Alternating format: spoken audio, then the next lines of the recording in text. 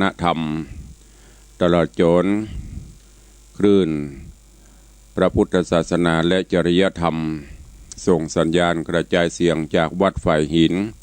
ตำบลสุเทพอำเภอเมืองจังหวัดเชียงใหม่สถานีวิทยุวัดหนองกายตำบลสันปะยางอำเภอแม่แตงจังหวัดเชียงใหม่สถานีวิทยุบริการสาธารณะวิทยุ CM77 วิทยุอินเทอร์เน็ตล้านนาสถานีวิทยุพระพุทธศาสนาจังหวัดเชียงรายและวิทยุชุมชนเสียงตามสายห่อกระจายข่าวตามวัดวาอารามตามหมู่บ้านต่างๆพร้อมกันนี้กราบไหว้สาครูบาอาจารย์ภิกขุสามเณรที่เข้ามารับฟังรับชมต่างเฟซบุ๊กเฟซไลฟ์ตลอดจนเจริญสุขเจริญปอนญาติโยมทางที่ได้เข้ามารับชมรับฟังต่างเฟซบุ๊กเฟซไลฟ์ของวัดวังสิงห์คำก็ดีของต่างวัดฝ่ายหินก็ดี และก็ของญาติธรรมญาติโยมที่ได้ปากันกดแชร์กดไลค์ลิงก์สัญญาณไปสู่เพื่อนๆในกลุ่มได้สดับรับฟังและพี่น้องสาธุชนญาติโยมที่ติดตามรับฟังต่างวิทยุอยู่ต่างบ้านอยู่ในเวลานี้ รายการนี้ดำเนินโดยกล่าวกับผมอัตมภาพพระครูวิสิตศิลาภรณ์เจ้าคณะตำบลป่าแดดเจ้าอาวาสวัดวังสิงห์คำตำบลป่าแดดอำเภอเมืองจังหวัดเชียงใหม่เป็นผู้ดำเนินรายการก็นำเสียงธรรมะแบบปืนบ้านล้านนามาพบปะกับสาธุชนญาติโยมเป็นประจำทุกเจ้าตั้งแต่เวลา6 โมงถึง7 โมงเจ้าโดยประมาณปากันวันนี้เป็นวันพระวันศีลก่อนอื่นเจริญสุขเจริญปอนเนอะญาติโยมศรัทธาที่ได้เข้ามารับชมกันต่างเฟซบุ๊กเฟซไลฟ์กันอย่างมากปวงหลวงหลายในที่นี้เจริญปอนกับท่านผู้พันกบเนอะได้เข้ามาชมหรือว่ามาฟังธรรมยามเจ้าก่อนที่จะปฏิบัติหน้าที่ตลอดจนคุณโยมปัทมาถ้าเป็นภาษาอังกฤษถ้าตุลุงอ่านผิดก็ขอสู่มาอภัยด้วยเนอะมีโยมอย่างนี้สรันพัฒน์พรหมเศรษฐ์แล้วก็ตะกี้อ่านบัตตันต้องขอสู่มาตัววันนี้เป็นวันพระวันศีลตั้งรายการธรรมะของตุลุงของอัตมภาพก่อนที่จะได้ฟังน้ำฟังธรรมนั่นก็ขอน้อมเอิญเชิญชวนสาธุชนญาติโยมเฮาทุกท่านได้กลั่นจิตฮือใสได้กลั่นใจฮือสะอาดพร้อมใจการเข้าเฝ้าสมเด็จป่อคือองค์พระผู้มีพระภาคเจ้าจากนั้นก็สมาทานรับศีลแล้วก็ฟังน้ำฟังธรรมกันเป็นลำดับไปโอกาสบัดนี้เจิญทุกท่านเนอะท่านผู้ใดที่ได้ตระเตรียมขันข้าวตอกดอกไม้ไว้ตั้งแต่เมื่อตอนเย็นตอนตะวาก็ยื่นโยงองค์การเนอะจิทูบจามเตียนปูชาไฟไหว้พระแล้วก็ท่านส่วนท่านที่บ่ได้เตรียมก็บ่เป็นหยังก็อย่างที่อาตมาภาพได้บอกได้รณรงค์เชิญชวนทุกท่านว่าเฮาเป็นชาวพุทธเมืองไทยเป็นเมืองพุทธถ้าเป็นไปได้ทุกวันพระทุกวันศีลขอรณรงค์และเชิญชวนทุกท่านได้ปากันมานุ่งขาวห่มขาวในครอบครัวเฮาบอกว่าจะเป็นพ่อเป็นแม่เป็นลูกเป็นเต้าก็บางท่านอาจจะว่าเป็นสิทธิเสรีภาพส่วนบุคคลนุ่งอันใดก็ได้เกี่ยวกันอันนั้นก็เป็นหยังแต่ว่าถ้าเป็นไปได้ก็เชิญชวนเฮาลองรับตานึกภาพดูว่าวันพระวันศีลถ้าเฮานุ่งขาวห่มขาวกันหมดสิ่งหนึ่งที่หันก็คือเมื่อเฮาหันเบิ่นใส่ขาวห่มขาวก็จะได้นึกถึงว่าวันนี้เป็นวันพระวันศีล 2. สีขาวเป็นสีแห่งความบริสุทธิ์หลวงพ่อเวลาไปงาน ข้าราชการเปิ้นแต่งชุดปกติขาวเนี่ยเป็นสีแห่งเกียรติยศลองถามท่านผู้พันกบเวลาเปิ้นแต่งชุดขาวเนี่ยมีความสง่าผ่าเผยมีความที่เป็นรู้สึกว่ามันสีนี่มันนวลตาอันนี้ก็ฝากเชิญชวนศรัทธานาบุญของตัวเองได้ร่วมในการที่วันพระวันศีลลูกเล็กเด็กแดงเฮาเนอะก็ถ้าเปลี่ยนไปได้ตุลุงก็ขอ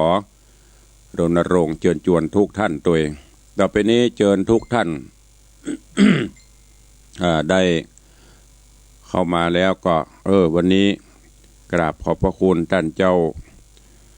ท่านผอ. 104ก็เข้ามารับชมรับฟังตัวเองพร้อมใจกันไหว้พระเนาะเดี๋ยวเราจะได้ไหว้พระรับศีลแล้วก็จะได้ฟังน้ำฟังธรรมเป็นลำดับไปณโอกาสบัดนี้ อิมินาสการเรนะ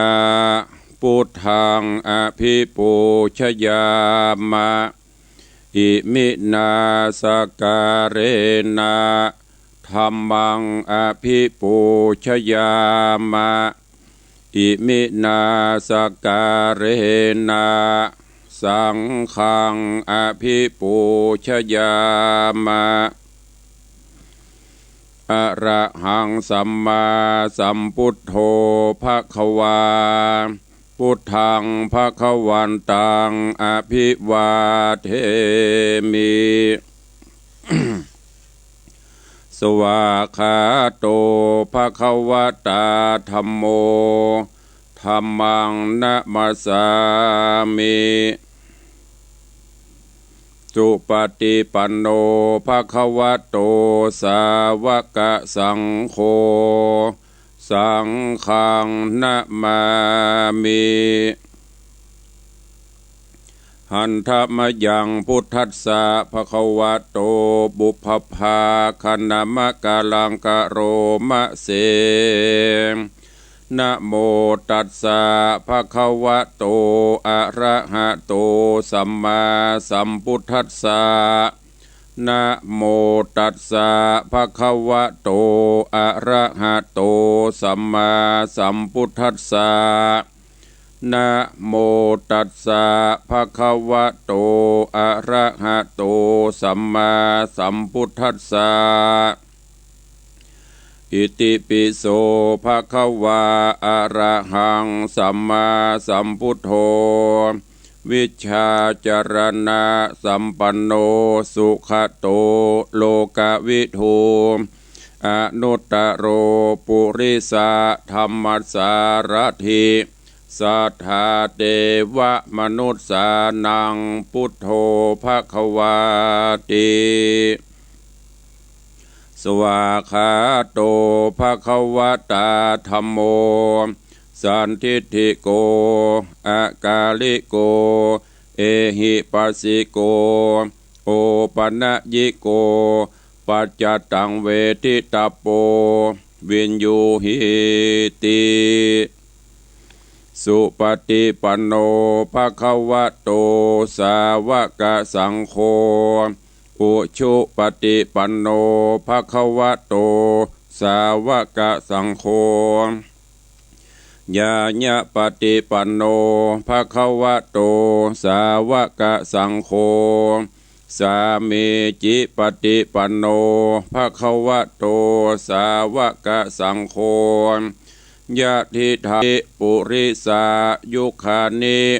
อัฏฐาปุริสาปุคลาเอสะภควโตสาวกสังโฆอาหุนยโยปาหุนยโยทักขินยโยอัญชลิกาโยอนุตตรังปุญญเขตังโลกัสสติ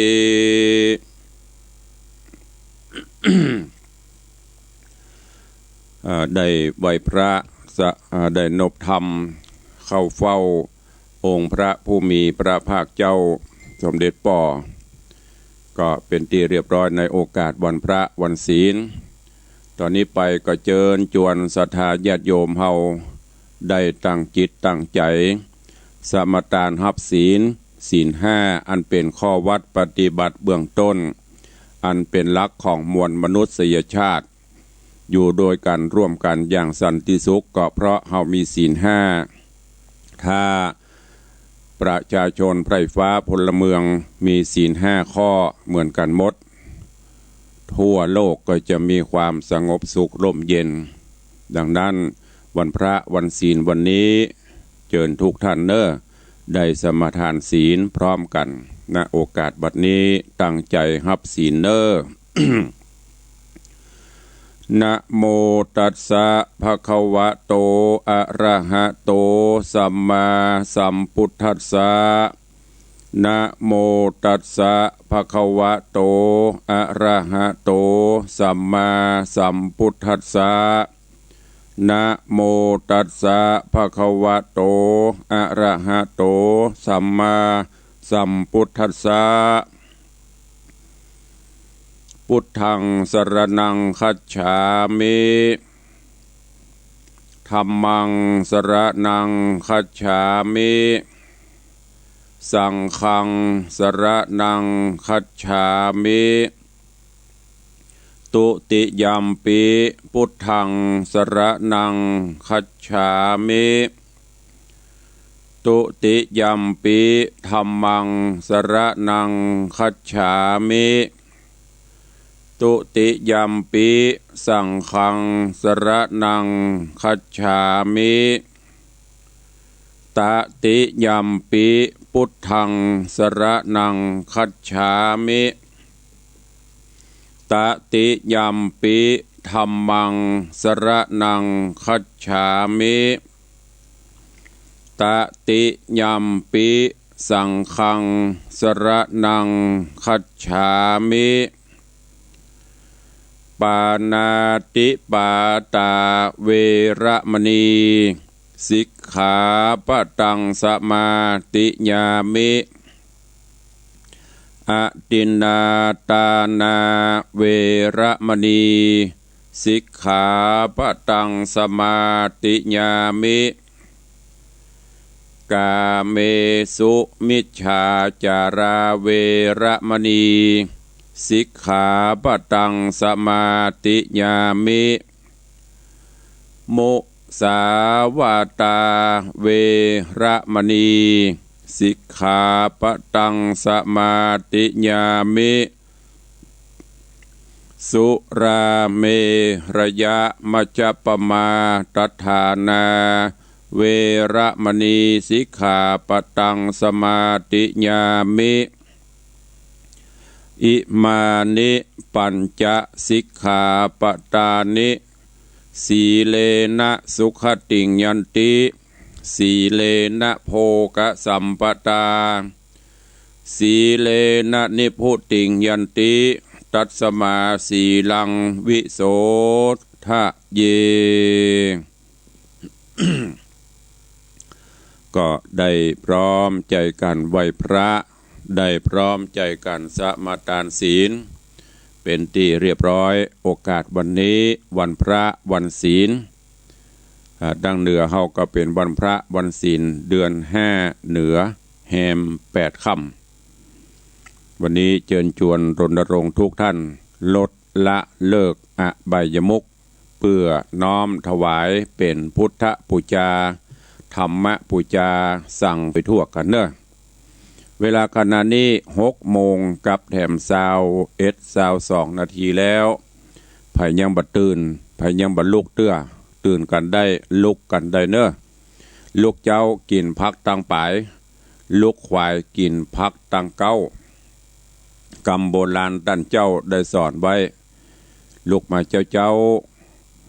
ทำกิจวัตรส่วนตัวถ้าไผที่อาบน้ำอาบท่าเป็นประจำก็อาบน้ำอาบท่าชำระร่างกายจะได้สดชื่นแจ่มใสเย็นสบายของตุลุงนี่ประมาณตี 4ก็ส่งน้ำเป็นประจำทุกเจ้า จากนั้นก็ไหว้พระทำกิจวัตรแล้วก็มา ปฏิบัติหน้าที่ในการเผยแผ่นำธรรมคำสอนสู่ญาติโยมเป็นประจำทุกเจ้าญาติโยมศรัทธาเฮาก็เหมือนกันก็ตื่นเจ้ามาทำกิจวัตรส่วนตัวล้างหน้าแปรงฟันเสร็จเตรียมไหว้พระเสร็จก็มาเตรียมแผนงานต่างๆเนอะสำรวจตรวจตราตะวาได้ทำอันดังลงไปมีประโยชน์นะนักกามีอย่างมีโทษนักกาสมควรที่จะแก้ไขจุดไหนพ่องก็ปรับปรุงอันนี้จะทำให้กิจการงานต่างๆเฮาดีขึ้นของตุลุงก็เหมือนกันตื่นเจ้ามาทำกิจวัตรอย่างเซตก็ต้องมาบันทึกกิจกรรมหรือว่าบันทึกไดอารี่ซึ่งปฏิบัติมาเมินนักแกก็จะได้ทวนวัตวาตั้งแต่ตื่นจากจำวัดไปจนกระทั่งจำวัดได้ทำอย่างไปปฏิบัติกิจศาสนกิจอย่างที่ไหนพ่องก็จะได้บันทึกไว้เป็นวันเพื่อนำมาปรับปรุงญาติโยมเขาก็ลองเอาไปโอ้วันนี้เข้ามาหลวงหลายเนอะในนี้เดี๋ยวนี้มีคุณยายวันนาสาธุเจ้าแล้วก็มีโยมเป็นภาษาอังกฤษตัวลุงอ่านบ่ได้ สุมาไผเนอะอันอย่างเนี้ยอันอย่างหูอ่านบ่ออกแปลบ่ได้แล้วก็มีท่านเจ้าพญาเตวงศ์วัดเมสลาบเข้ามาร่วมขอถวายการต้อนรับตัวเนอะตะกี้บ่ได้ตักตายครูบาอาจารย์หันเข้ามากันหลายรูปเอาเป็นว่าขอถวายการต้อนรับทุกรูปและยินดีต้อนรับทุกท่านสู่ Facebook ของวัดวังสิงห์คำปกติแล้วจะไลฟ์สดแถมต่างหนึ่งก็คือต่างเพจของวัดซึ่งคุณโยมทนายสุธีเปิ่นตั้งเป็นเพจประจำวัดชื่อว่าสถานีมรดกธรรมแต่พอละคนเข้าไปยังบ่ถึงเตื้อก็เลยเปลี่ยนมาเป็นต่างไลฟ์สดต่าง Facebook ของวัดคือญาติโยมทั้งหลายได้รับชมกันตัวเนาะตอนนี้ไปก็จะได้ฟังน้ำฟังธรรมแล้วก็เดียวใต้รายการก้อยโทรศัพท์เข้ามาร่วมในรายการตั้งหน้าไม้ตั้งที่ได้ปฏิบัติกันมาเนอะวันนี้อาตมาภาพตุลุงก็เอาธรรมเทศนาเรื่องใหม่เรื่องสุวรรณพรหมมามีตึงมดตึงมวลกัน18ผูกเนอะ18ผูก18กันแต่ก็ต้องเอามาซอยเป็นตอนวันนี้เป็นผูกที่1ตอนที่1เนอะใครที่เข้ามาติดตามรับชมรับฟังทาง Facebook ก็ติดตามไปถึงวันก็จะได้หูได้ทราบเรื่องราวแล้วก็จะได้นำมาใช้ในการดำเนินชีวิตประจำวันพระธรรมเทศนาปื้นเมืองเหนือมันก็จะมีเป็นตัวละครมีตัวต่างๆคล้ายๆอย่างเฮาพอละครตุลุงก็พยายามเตะแบบจ้าๆรักษาก่อนทันที่รับชมทาง Facebook ถ้ากดแชร์ กดไลค์คือกับเพื่อนๆได้ก็จะเป็นการดีเนอะเพื่อรักษาก็คือกำเมืองเฮาบ่ฮื้อมันสูญหายจะส่วนมากจะเน้นภาษาปืนบ้านล้านนาภาษากำเมืองถ้าเฮาบ่อู้แล้วไผจะอู้เพิ่นว่าถ้าเฮาบ่เฮาต้องช่วยกันรักษาตุลุงก็ต้องรักษาเตะแบบปืนเมืองเขาเนี้ยเป็นเอกลักษณ์ เวลาเพิ่นนิมนต์ไปหั่นไปนี่ก็จะถนัดในการเตะแบบปืนเมืองแบ่งกันไปบางรูปบางองค์เพิ่นก็ถนัดในการบรรยายธรรมปาฐกถาธรรมอบรมต่างๆของตุลุงของอาตมานี่ก็จะถนัดไปในต่างเตศแบบพื้นเมืองเหนือรักษาไว้บ่ฮื้อมันสูญหายไปเมื่อก่อนนั้นเพิ่นจะเตศแบบไปนักแต่ปัจจุบันนี้ก็ต้องปรับเปลี่ยนไปแต่อย่างเพิ่นว่านะเก่าก็เอาใหม่กับมาอย่างก็เก่าก็บ่ละใหม่ก็เอาเก่าก็เอารักษากันไว้เนอะณโอกาสบัดนี้บ่ฮื้อเสียเวลาเจิญทุกท่านตั้งอกตั้งใจสดับรับฟังธรรมเทศนาปืนเมืองเหนือ เรื่องสุวรรณพรหมมาผูกที่หนึ่งตอนที่หนึ่งณโอกาสบัดนี้ นะโมตัสสะภะคะวะโตอะระหะโตสัมมาสัมพุทธัสสะ อิตังสัทธาเวทามนุษย์สัตนังอนุตตโรอภิสมุทธังปะตังราคาภะกวาติปัจจาเป็นโตตัสสะโสพุทโธราจะคันเนเวรุวันเนวิหาลันโตโหโสภะกวา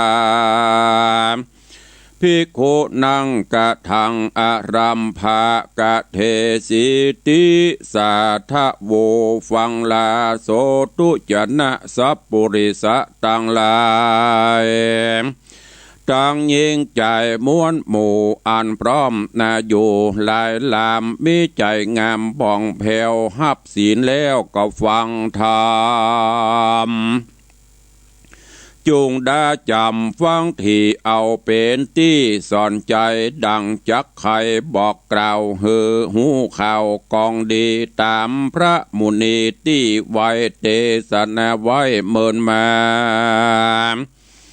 ว่าคนนาใหญ่น้อยใจไฟหอยฟังธรรมย่อมจักนำหือใดอานิสงส์ใหญ่เจียงคานห้าประการพาเสดมาบังเกิดในใจคือกรรมสอนใดลับลี้บ่แจ้งทีใจหมายหรือเป็นนิยายปีเปลือกจงหือเลือกเอานาย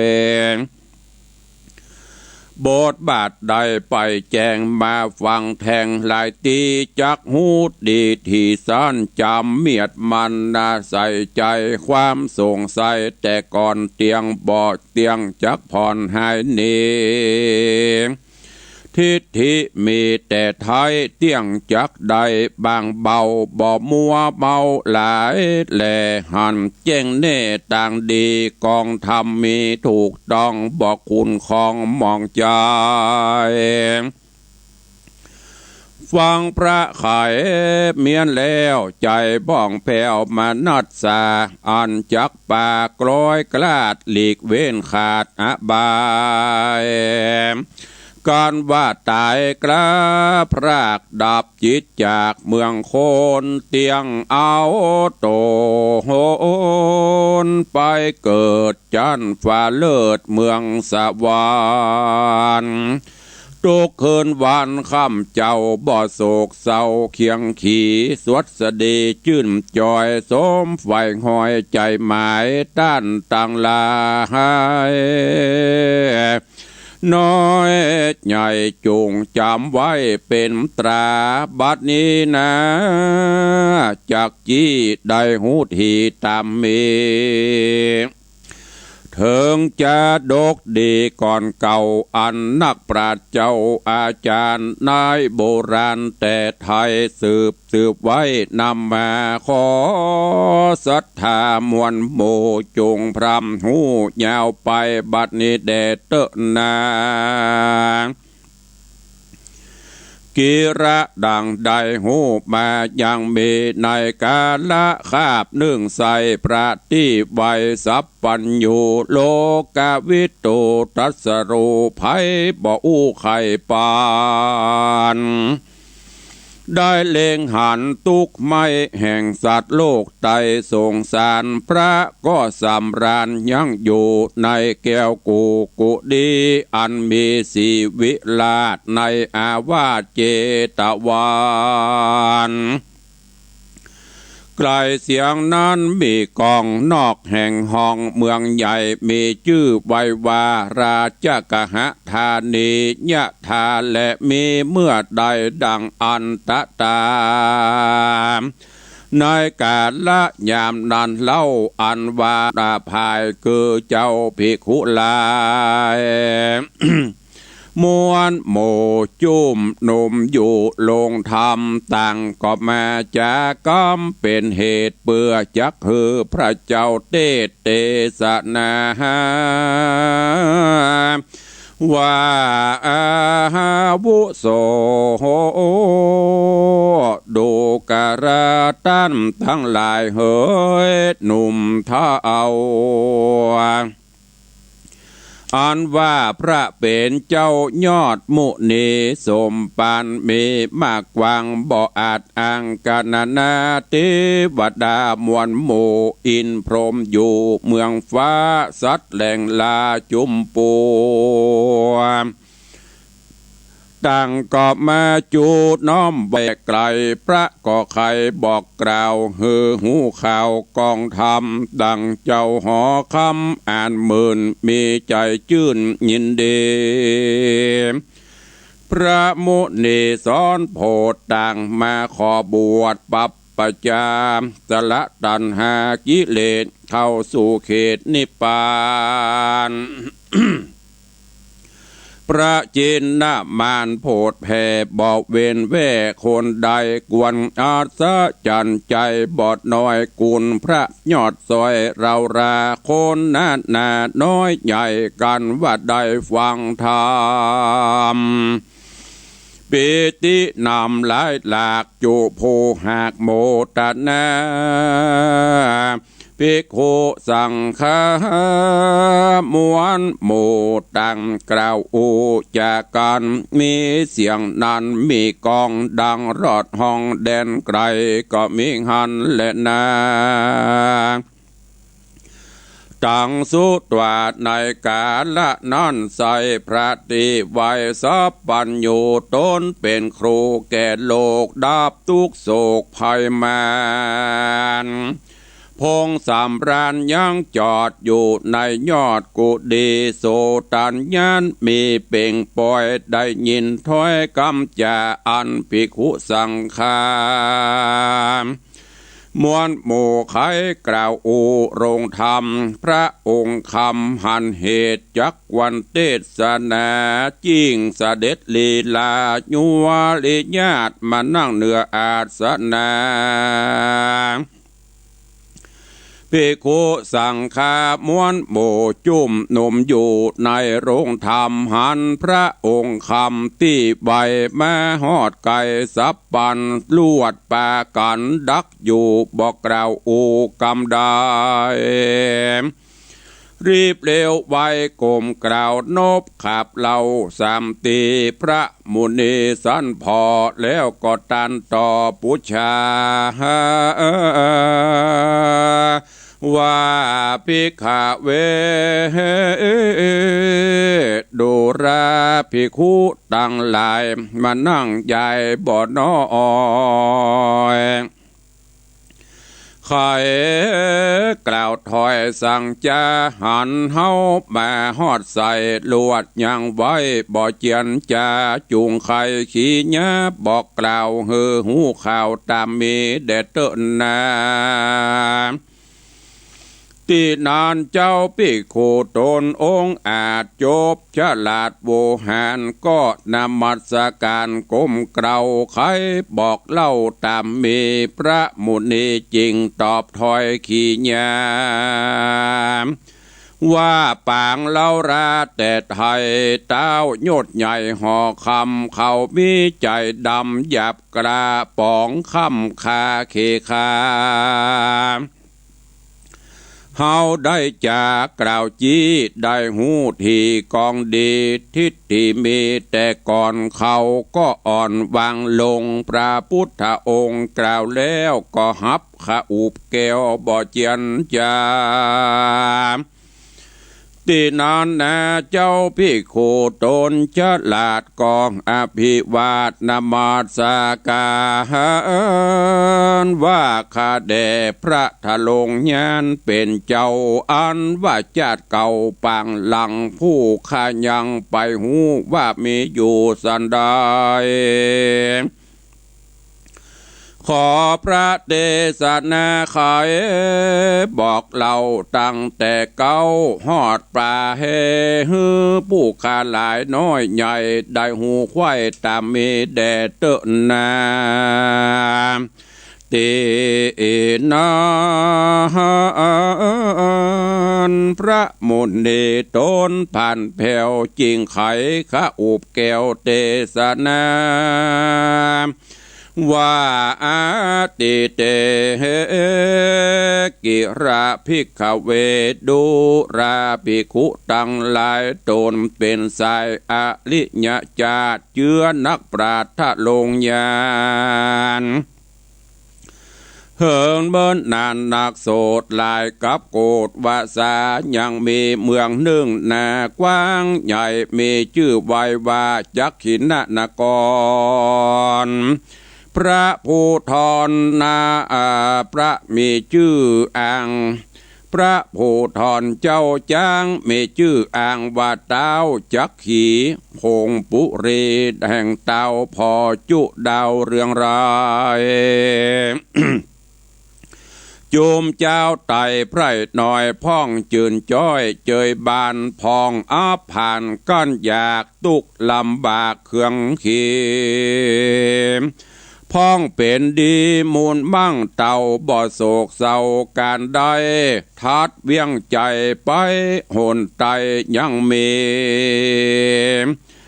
บ้านใหญ่จือปานะคามโคนหลายลำสะสู่แปลงบ้านอยู่หยาดใหญ่ยังมี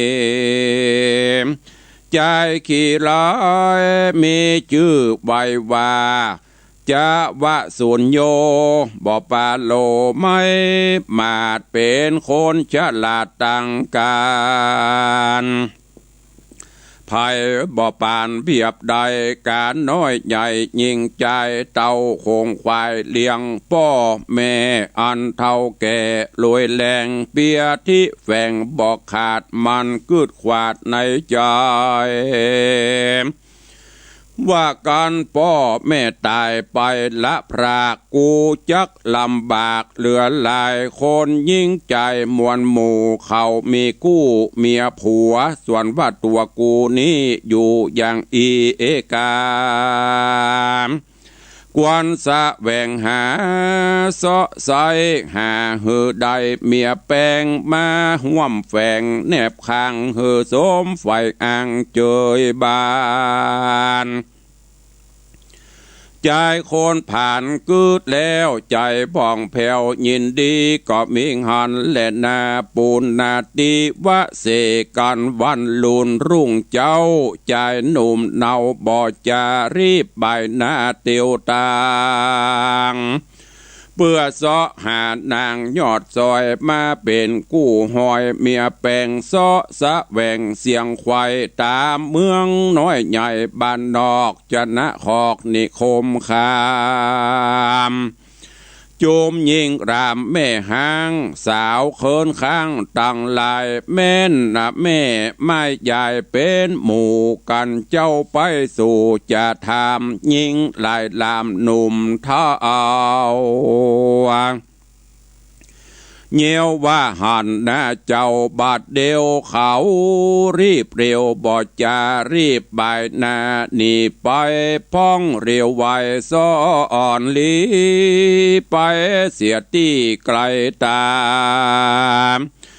ยิ่งนำนาม้วนหมู่กันหันเจ้าอยู่หนใดเขาเว้นไกลบอกไกลบ่หูใดขี้แยสันใดจะดังอีสุดเสียงตีพญาอันจักหายอดซอยมาเป็นกู้หอยเมียดีพับปุรีเมืองใหญ่บ่หอนใดสะโคนมันจริงโหนคืนสู่ยังที่อยู่เก่งหาใจเววาไม่เดือดอยู่บ่เหือดนำนา สันใดจะนี่เล่ายิงหนุ่มเท่าตั้งหลายกันเฮาหมายไปสู่บ่ตันฟู่อู้กำใดเขาก็ไว้บ่จะเงียบิดหน้าเบือนนีสั่งเป็นดีจังใกล้หรือว่าเขานายสั่งจาบ่เอาเล่าลาเป็นผัวหรือเขาจักกลัวลำบากทุกกันอยากอับผ่านอันว่าการงานนั่นใส่เฮาบ่หอนได้สาตานตั้งการบ้านยิงแดงบ่อยู่ได้ปางเป่าหรือว่าเฮานี่เล่าแนะนำบ่มีเงินคำหลายแหล่เขาจริงบ่แพ้ปิญญาเหตุนั้นนาบ่จะเหตุนั้นนาอย่าจ้ากวนตั้งนาเร็วไวแต่นี่ไปนากวนหาฮือได้เงินคำมีหน้าน้ำหลายหลากฮือมีเงินมากเป็นแสนบ่ฮือไผดูแควนกล่าวตานว่าไอ้ขี้คร้านหลังยาวโยมหญิงสาวหนุ่มเทาหูแล้วเล่าหันมาอ้างปิญา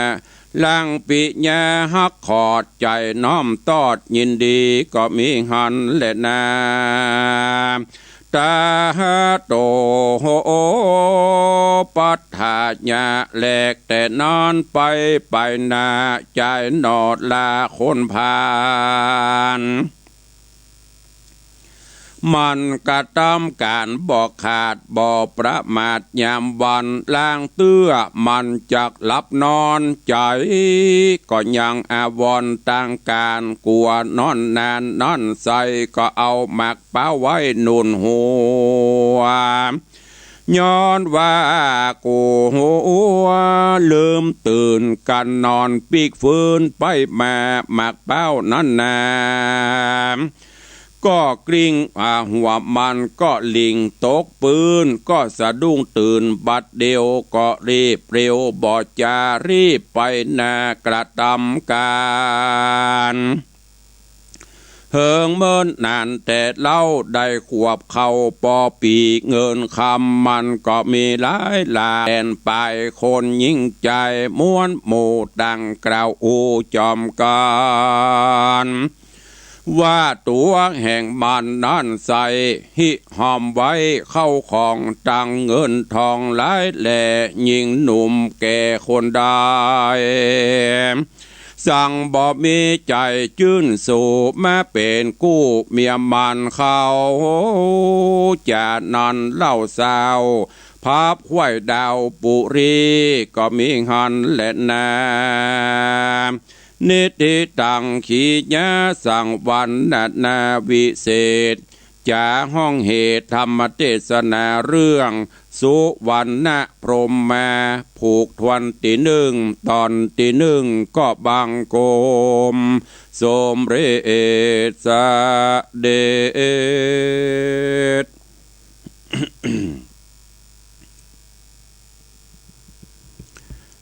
วันนี้ก็ได้นำปาเอาพระธรรมเทศนาเรื่องสุวรรณพรหมมาเทศนาฮือญาติโยมทั้งหลายได้รับฟังดังที่ได้กล่าววันนี้เป็นวันพระวันศีลตัวเองก็ได้นำปาญาติโยมไหว้พระนบธรรมแล้วก็ได้รับศีลจากนั้นก็รับฟังพระธรรมเทศนาถวายความเคารพท่านเจ้าจันทร์ท่านมหาประสิทธิ์เนอะได้เข้ามารับชมรับฟังวันนี้ก็หลายวัดหลายว่าเปิดเสียงตุลุงออกหอกกระจายข่าวหรือว่าเสียงตามสายในวัดในวาเนื่องจากวันนี้เป็นวันพระวันศีลญาติโยมมาวัดมาวายามเจ้าก็จะได้ฟังเสียงธรรมะตัวเอง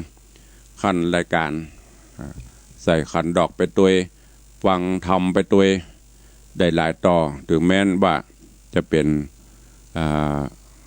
เสียงจากวิทยุก็เป็นเสียงธรรมะเหมือนกันเนอะญาติโยมทั้งหลายธรรมเทศนาเรื่องสุวรรณพรหมมา ตีได้เทศนาจบไปนั้นกำลังเริ่มต้นอารัมภบทเนื้อเรื่องนำเข้าสู่เรื่องราวซึ่งเป็นได้กล่าวไว้ในอดีตการปางก่อนปางเมื่อองค์พระภูมิพระภาคเจ้ายังทรงพระชนชีพอยู่ก็คืออูตามภาษาบ้านเฮาก็คือสมัยพุทธองค์ยังมีชีวิตพระองค์ยังโปรดเมตตาแสดงธรรมอยู่ในขณะนั้นก็ได้แสดงพระธรรมเทศนาโปรดปณสัตว์ทั้งหลายตลอดจนภิกษุสงฆ์ที่ได้เข้าไปสดับรับฟังณปณศาลาเป็นประจำถึงวันก่อนที่พระองค์จะเสด็จไปนั้นภิกษุสงฆ์ทั้งหลายเพิ่นก็เสวนาธรรมเรื่องราวต่างๆในอดีตการที่ได้ยินได้ฟังมาสปะสปันก็เหมือนอย่างญาติโยมศรัทธาเฮาเนาะเวลาไปวัดไปวาก่อนที่พระเจ้าประสงค์องค์เนนเพิ่นจะขึ้นวิหารเพื่อแสดงธรรมอีป่อยแม่เฮาก็จะเสวนาธรรมกันโจจี้จงเจ๋งจู้จี้ในวิหารน่ะตั้งแต่อยู่บนกุฏิยังได้ยินอยู่นะเดือดเศร้าพอตุเจ้าลงไปได้ยินเสียงเมงได้ยินเสียงระฆังเป้งเป้งปังปังก็จะดักละอันนี้ก็เหมือนเดียวกันก่อนที่พระผู้มีพระภาคเจ้าพระองค์จะเสด็จไปภิกษุสงฆ์ทั้งหลายเพิ่นก็เสวนากันพระพุทธเจ้าเพิ่นก็ได้ยินด้วยหูทิพย์ของเพิ่นก็เลยเสด็จมาแล้วพอขึ้นนั่งดีอาจภิกษุสงฆ์ทั้งหลายก็ดักปิ้งพระพุทธเจ้าก็ถามตะกี้ก่อนจะมาเหมือนจะได้ยินท่านทั้งหลายเสวนากันพูดจากันด้วยเรื่องอัญญังกาพระพุทธเจ้าก็สอบถามไปภิกษุสงฆ์ทั้งหลายก็ได้บอกกล่าวเรื่องราวที่เสวนากันนั่นคือองค์พระผู้มีพระภาคเจ้าได้ฟังพระองค์ก็ได้ยกเอาแล้วก็ขอให้พุทธองค์ได้ทรงนำเอาเรื่องราวในอดีตการปางก่อนที่บ่เคยได้ยินได้ฟังเอามาเทศนาให้ฟังพุทธเจ้าก็ได้รับแล้วก็ยกเอาเรื่องราวในอดีตการปางก่อนมามาจามาเทศนาคือกับภิกษุสงฆ์ทั้งหลายได้ฟังได้กล่าวไว้ว่าในสมัยก่อนปูนหลายกลับมาละมีเมืองหนึ่งชื่อว่าจักขินะนครที่เมืองจักขินะนครนี้ก็มีพญาเจ้าเมืองชื่อว่าจักขีพญาจักขีนี่ก็ปกครองบ้านปกครองเมืองจักขินะนครก็ในบ้านในเมืองนั้นก็มีผสมปนเปกันไปบางพ่องก็จื่นเจยบ้านบางพ่องก็ทุกข์พันบางพ่องก็ลำบากเหมือนอย่างบ้านเมืองเฮาประเดี๋ยวนี้ตีโรยก็โรยตีปานกลางก็ปานกลางตีตุกตียากก็มีกรรมภัยกรรมมันถ้าพูดถึงเรื่องกรรมพระพุทธองค์ก็ได้ยกมากล่าวในบ้านในเมืองจักขินะนั่นก็ยังมีใต้เมืองปุ่นนะมีบ้านชื่อว่าปัตตคามแล้วก็มีประจายขี้ไร้คำว่าขี้ไร้ก็คือคนทุกข์คนยากนั่นนะโอ้โดยเฉพาะจายคนนี้ก็มาเกิดว่าเจ้าบ้านเจ้าเมืองเปิดมีกู้มีกีมกันหมดเอาไว้ดูแลพ่อกวยกันยามตกทุกข์ได้ยากยามลำบากอย่างมุนี้จะได้พ่อได้กวยกันตัวเก่าก็ใครเหมือนเปิ้นใครมีเหมือนเปิ้นง่ายๆก็คือใครมีเมียใครได้เมียไว้อยู่